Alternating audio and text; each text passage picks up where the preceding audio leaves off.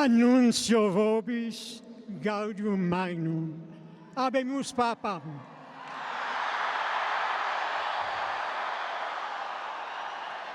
Qui sibi nomen imposuit Franciscum.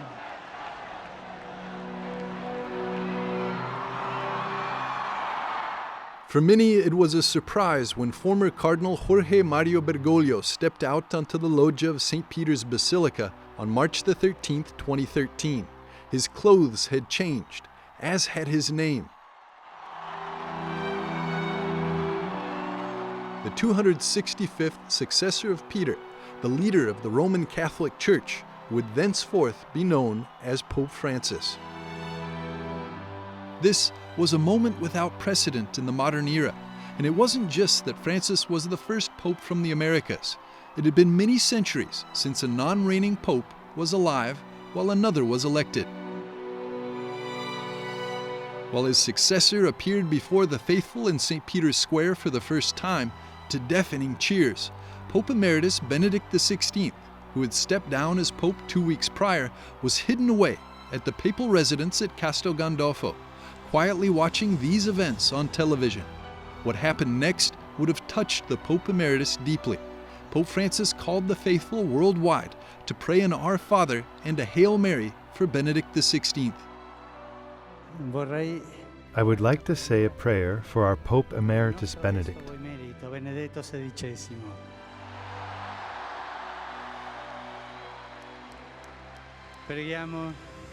Let us pray together for him, that the Lord may bless him and Mary may protect him. Our Father, who art in heaven, che sei nei cieli, sia santificato il tuo nome. Thus began a decade-long relationship between the two popes, one reigning, one retired.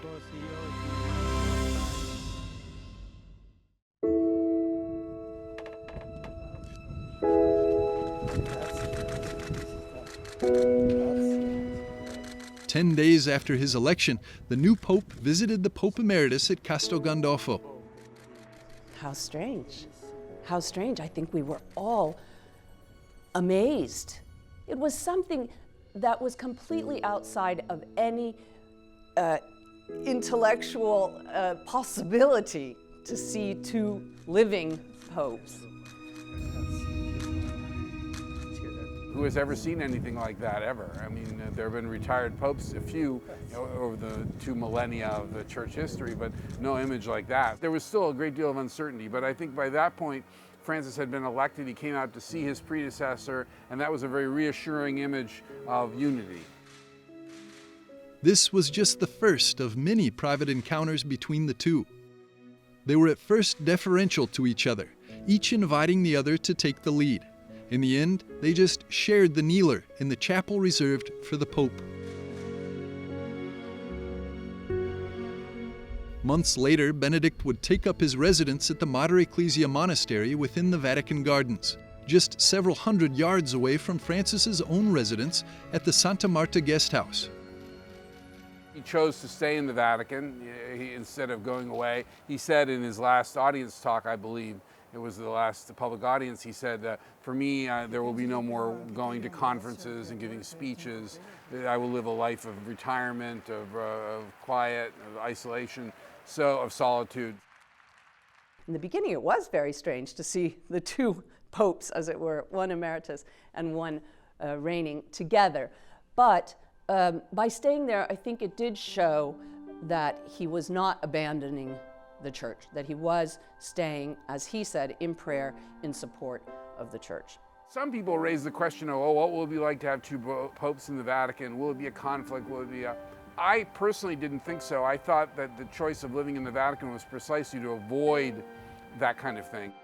I think it was the only choice to make in that situation, because had he gone back to Germany, as he might have liked to have done, you might have had a situation really of two papacies, because you would have had people going to visit the Pope Emeritus, you would have had problems of security, and you would have had visually an idea that he had abandoned the heart of the church. Archbishop Georg Ganswein, his private secretary, stayed with him for what Benedict thought would be his last months.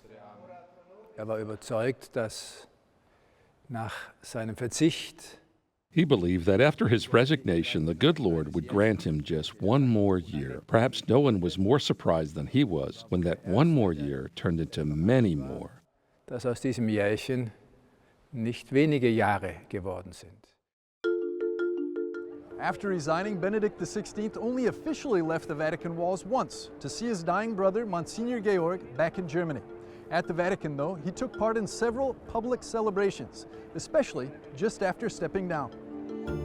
Particularly memorable were the canonization of Popes John Paul II and John XXIII in 2014, and the opening of the Extraordinary Jubilee of Mercy in 2015. The world also saw him at a handful of other events, almost always as just another participant. Benedict's proximity within the gardens could have been awkward, but Francis often said that his was a welcome presence. Io ho detto tante volte I have said many times that it gives me great pleasure that he lives here in the Vatican, abitasse qui in Vaticano, perché era come avere. because it is like having a wise grandfather at home. Thank you.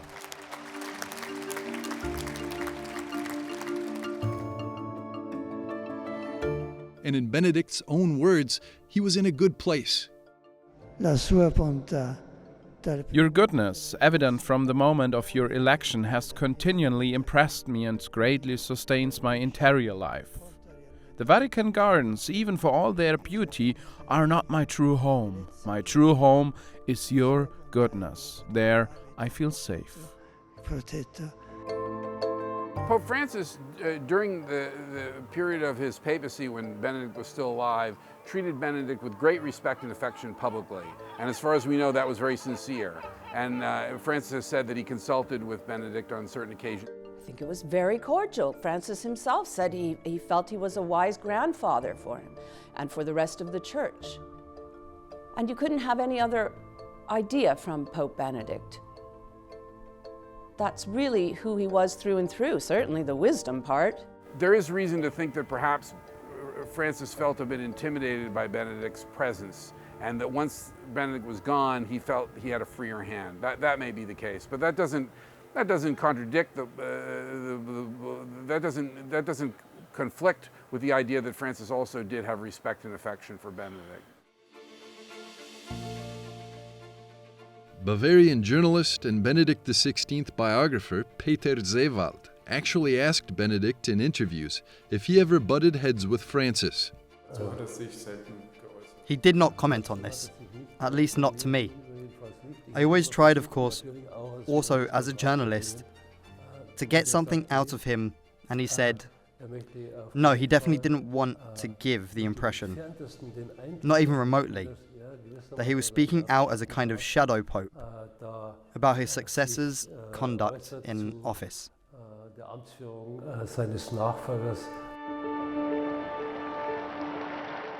And as he carried out the Petrine ministry in Benedict's footsteps, and in an interesting way as Benedict himself looked on behind the scenes, Pope Francis repeatedly stressed how significant Benedict XVI's life's work was for the Church, not only his theology, but also his commitment to the victims of abuse.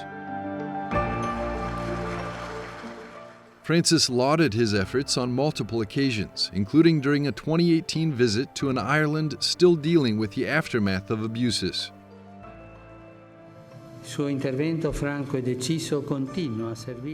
His frank and decisive intervention continues to serve as a spur to the efforts of church leaders to correct the errors of the past and to enact strict rules to ensure that they are not repeated.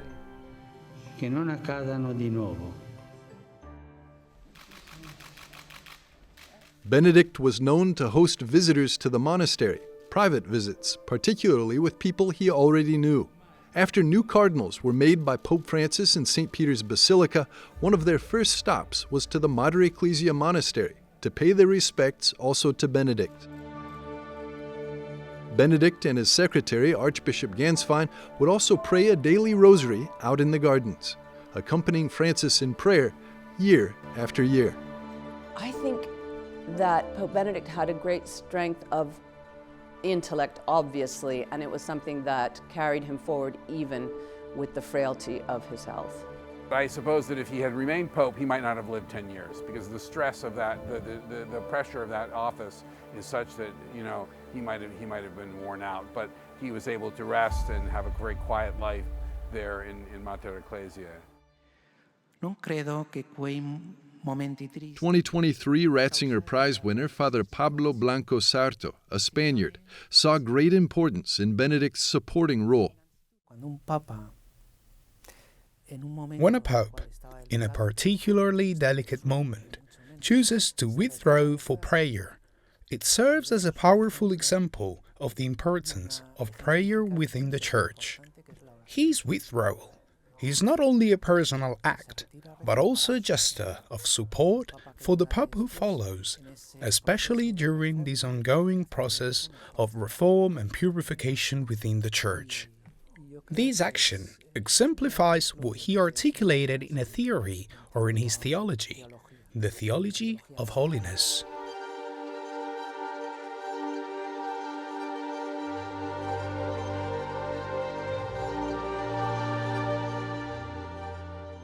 Benedict XVI died on New Year's Eve in 2022 at 95 years of age, almost a full 10 years after stepping away from the Petrine ministry.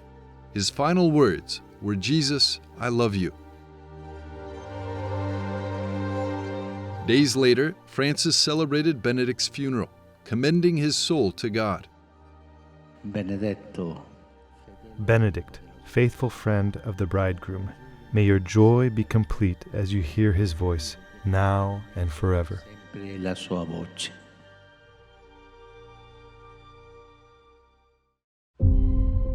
Benedict was entombed among the many other popes in the grottos of St. Peter's Basilica, thus closed a fascinating and unprecedented chapter in the history of the Church, when two popes, Francis and Benedict XVI, lived together as friends in Vatican City.